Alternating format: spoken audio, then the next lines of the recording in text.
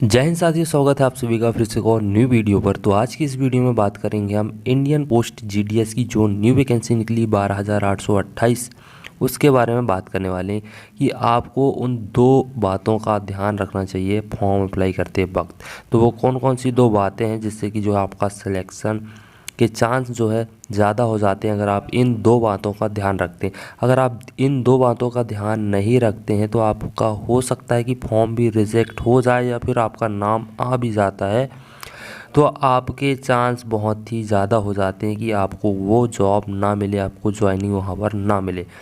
तो ऐसी दो गलतियाँ आपको नहीं करनी है। वो दो गलतियाँ कौन सी हैं, वो दो बातें कौन सी हैं जिनको आपको बहुत ही ज़्यादा ध्यान में रखना है और उन्हीं को ध्यान में रखते हुए आपको फॉर्म अप्लाई करना है। तो सबसे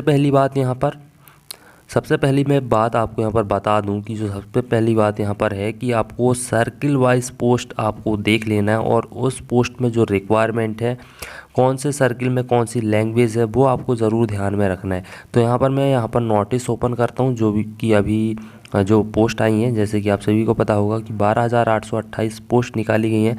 तो उसका जो है यहाँ पर मैंने पूरा डिटेल्स यहाँ पर ओपन कर लिया है कि कौन कौन से सर्किल पर कितनी कितनी पोस्ट हैं। अब आपको यहाँ पर ध्यान रखने वाली ये बात है कि आपको उस सर्किल पर कौन सी लैंग्वेज यहाँ पर मांगी गई है, लोकल लैंग्वेज। जैसा कि आप सभी को पता होगा कि जीडीएस का जो लोग भी फॉर्म अप्लाई कर रहे हैं उनको वहाँ जहाँ के लिए भी फॉर्म अप्लाई कर रहे हैं वहाँ की जो लोकल लैंग्वेज है उसका आपको जो है ज्ञान होना चाहिए। आपको वहाँ की लोकल लैंग्वेज आना चाहिए बोलते हुए। इसी के साथ साथ आपको कंप्यूटर का नॉलेज भी होना चाहिए। तो इन दो बातों का आपको ध्यान रखना है। अब मेन बात यहाँ पर है आपकी लैंग्वेज। मान लीजिए अगर आप जो है हरियाणा से फॉर्म अप्लाई कर रहे हैं और आपको हिंदी नहीं आती तो फिर जो है मान लीजिए आपके परसेंट 99% भी हैं और आपको हिंदी नहीं आती और आपका नाम आ जाता है और फिर आप वहाँ पर जब जाते हैं और आपको हिंदी नहीं आती तो फिर जो है आपको वहाँ पर जो है आपकी पोस्टिंग नहीं होगी, आपकी जो जॉब है वो कैंसिल कर दी जाएगी क्योंकि आपको वहाँ की लोकल लैंग्वेज नहीं आती। तो फिर आप काम कैसे करेंगे? तो आपको वहाँ की लोकल लैंग्वेज आना चाहिए। तो आपको एक बार जो है सर्किल वाइज पोस्ट का जो नोटिफिकेशन आया उसे आपको ज़रूर देख लेना है कि कौन कौन से सर्किल पर कौन कौन सी यहाँ पर जो है लैंग्वेज पूछी गई है। तो यहाँ पर सारे सर्किल का नाम यहाँ पर दिया गया है। 28 सर्किल पर यहाँ पर पोस्ट निकाली गई और 28 सर्किल की यहाँ पर जो पोस्ट आपको उसकी जो लैंग्वेज है वो दी गई है कि कौन से सर्किल पर कौन सी पोस्ट कौन सी लैंग्वेज आपसे पूछी जाएगी, वहाँ पर कौन सी लैंग्वेज होना चाहिए। तो बिहार के लिए यहाँ पर जो है हिंदी मांगा गया है, छत्तीसगढ़ में भी हिंदी चलती है, वहाँ की जो लोकल लैंग्वेज तो वो आपको आना चाहिए। गुजरात पर गुजराती आपको आना चाहिए। हरियाणा के लिए हिंदी, हिमाचल हिंदी, यहाँ पर झारखंड हिंदी, इसी के साथ साथ मध्य प्रदेश हिंदी और इसी के साथ उत्तर प्रदेश, उत्तराखंड, राजस्थान। तो इन सभी पर जो है हिंदी भाषा यहाँ पर जो है आपको लोकल लैंग्वेज है तो ये आपको आना चाहिए अगर आप यहाँ से फॉर्म अप्लाई कर रहे हैं। तो अगर आपको लोकल लैंग्वेज नहीं आती यहाँ की और आप यहाँ से फॉर्म अप्लाई कर देते हैं तो फिर आपका जो है यहाँ पर सिलेक्शन नहीं होने वाला है।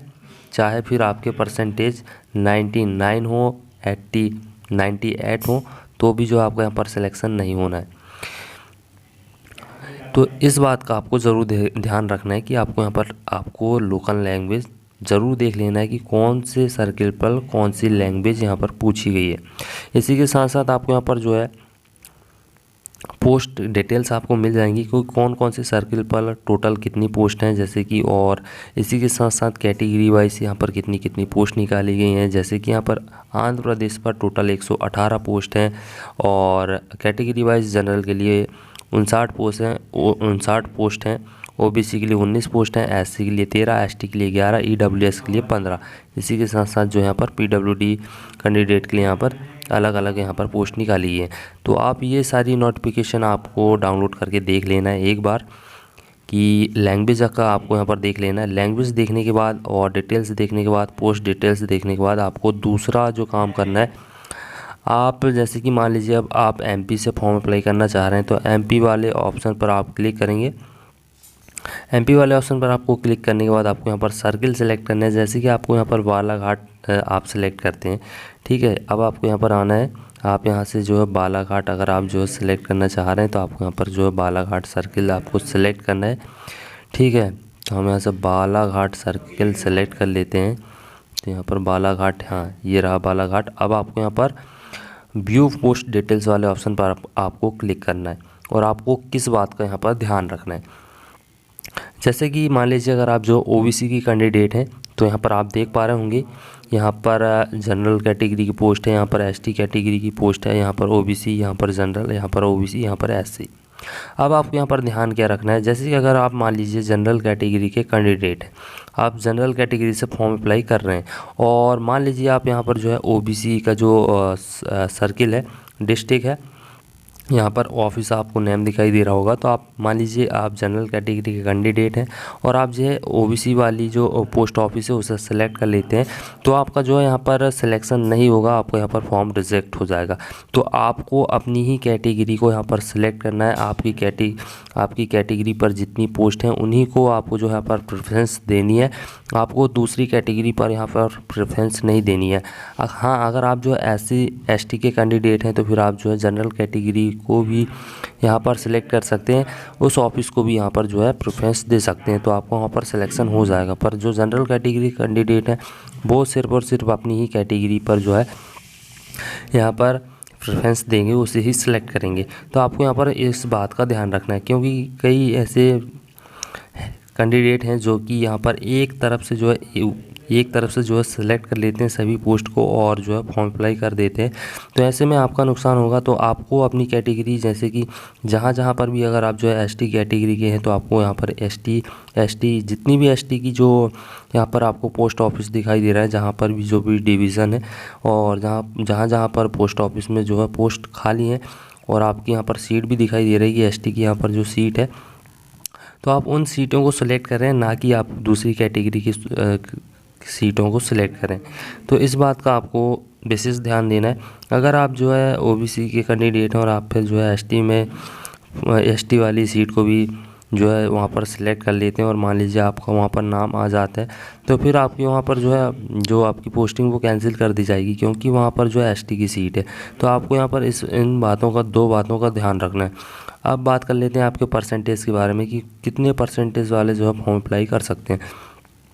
तो अगर जो है आपके यहाँ पर 90+ परसेंटेज हैं तो आप जो है फॉर्म अप्लाई कर सकते हैं। अगर आपके 90 परसेंटेज से कम है तो फिर आपका बहुत ही कम चांस है कि आपके यहाँ पर जो है नाम आने वाला है इंडियन पोस्ट GDS के लिए। तो अगर आपके 90% है तो आप फॉर्म अप्लाई कर सकते हैं। अगर आपके जो है 65 से 70% है तो भी आप फॉर्म अप्लाई कर सकते हैं। इसमें क्योंकि आपको यहाँ पर जो है कोई एग्ज़ाम देने के लिए नहीं जाना है, आपको सिर्फ और सिर्फ फॉर्म अप्लाई करना है और फॉर्म अप्लाई करने के बाद आपको रिज़ल्ट का वेट करना है। और वैसे भी यहाँ जो है 6 से 7 लिस्ट आती हैं, तो हो सकता है कि आपका किसी ना किसी में नाम आ जाए, पर यहाँ पर ज़्यादातर जो चांसेस हैं कि आपके 90+ कैंडिडेट वालों की यहाँ पर जो है नाम आने वाले। तो अगर आप जो है 60 से 70% आपके हैं तो भी जो आप फॉर्म ज़रूर अप्लाई करें, क्योंकि ऐसे 100-200 रुपये का तो जो है आप अपने मोबाइल पर रिचार्ज करवा देते हैं, तो इससे अच्छा है कि आप जो है इसका फॉर्म अप्लाई कर सकते हैं। आपको इसके लिए कोई एग्ज़ाम देने के लिए नहीं जाना है, आपको कोई भी ट्रैवल का खर्चा नहीं हो रहा। अदर जो भी एग्ज़ाम होते हैं इसमें तो आपको फॉर्म अप्लाई करना पड़ता है, इसके बाद जो आपको एग्ज़ाम देने के लिए जाना पड़ता है। इसी के साथ साथ आपका जो भी ट्रैवल का जो खर्चा है वो भी आपको यहाँ पर तो काफ़ी यहाँ पर जो है खर्च हो जाता है। पर आपको यहाँ पर सिर्फ और सिर्फ 100 रुपये यहाँ पर फ़ीस लग रही है अप्लाई करने के लिए, तो आप अप्लाई कर सकते हैं अगर आपके 65 से 70% भी हैं तो ठीक है। तो ये थी जानकारी। अगर आपको वीडियो अच्छा लगा तो वीडियो को लाइक ज़रूर करें और चैनल को ज़रूर सब्सक्राइब करें।